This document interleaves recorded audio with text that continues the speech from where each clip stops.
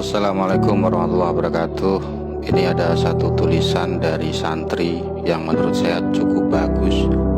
Tulisan ini hanya 4 halaman dan membahas tanggapan dari Kiai Haji Imaduddin ke edaran dari Al-Anwar ya.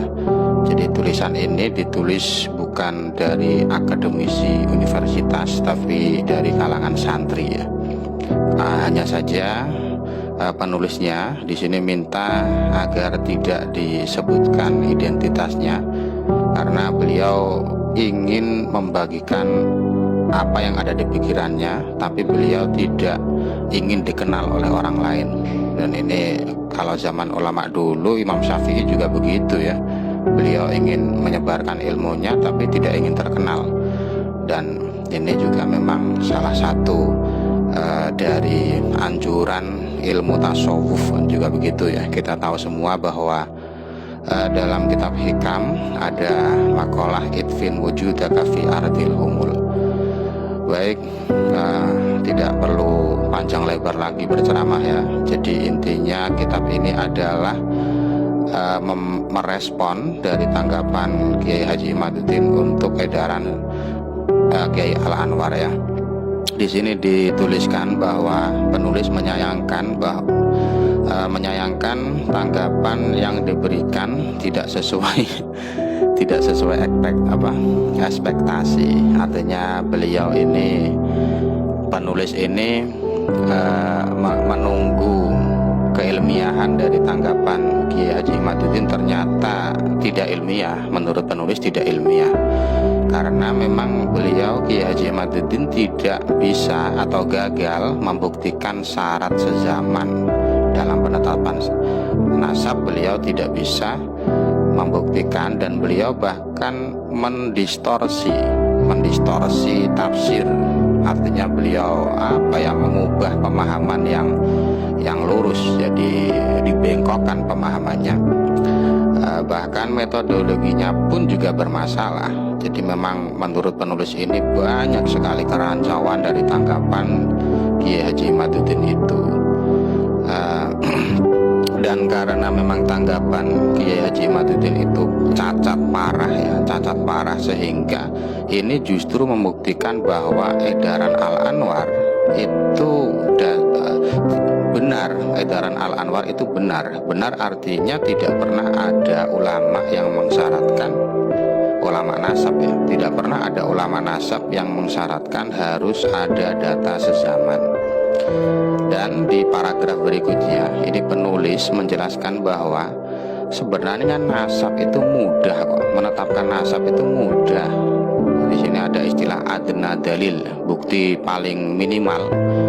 Jadi tidak perlu berbelit-belit masalah nasab itu. Dan di sini juga ada sindiran ya, orang yang ngaku ilmiah mereka malah berbelit-belit masalah nasab padahal gampang kok. Dan ciri khas dari penulis ini, beliau juga menuliskan beberapa tendensi kitab ya. Salah satunya Ibnu Qudamah, kitab Al-Mughni. Ini bukan ulama Syafi'iyah.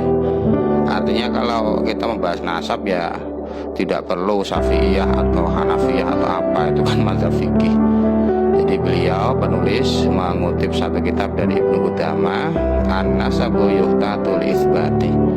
Memang dalam masalah nasab itu untuk menetapkannya harus diperketat, hanya saja untuk menetapkannya wayas butuh bi adna dalil. Untuk menetapkannya tidak perlu ada bukti yang kuat, maksudnya bukti terendah pun itu bisa menetapkan nasab. Wayal jamu min dzalik atas di nafsi.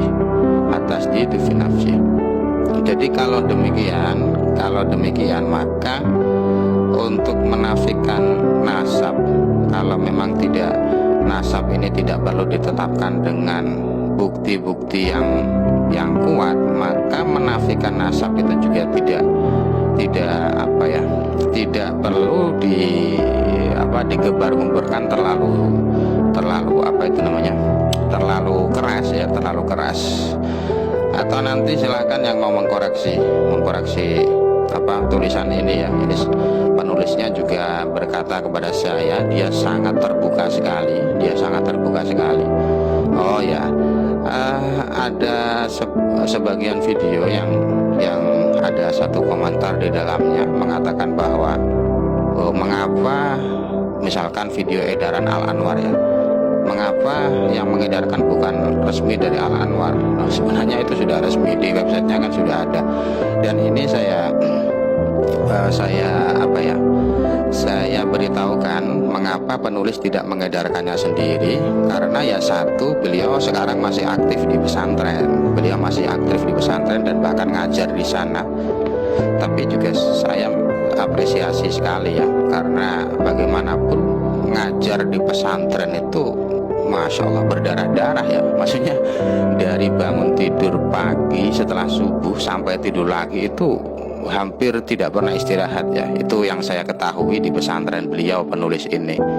Jadi di tengah-tengah kesibukan itu bisa menulis seperti ini, saya kira amazing ya, saya kira dahsyat sekali. Jadi karena dalam masalah nasab itu harus ada kehati-hatian ya, harus ada kehati-hatian.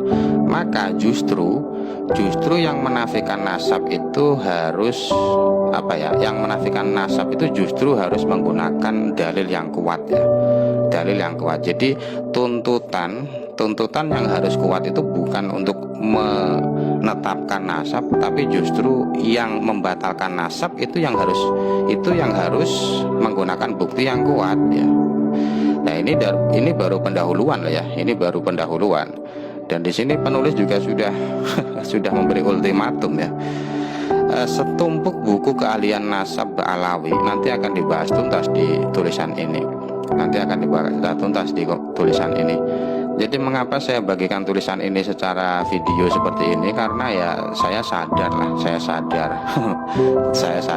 bahwa saudara kita itu memang lebih mudah memahami cerita verbal daripada membaca. Saya sangat sadar itu. Orang suruh baca itu kan ya tidak semua orang suka baca.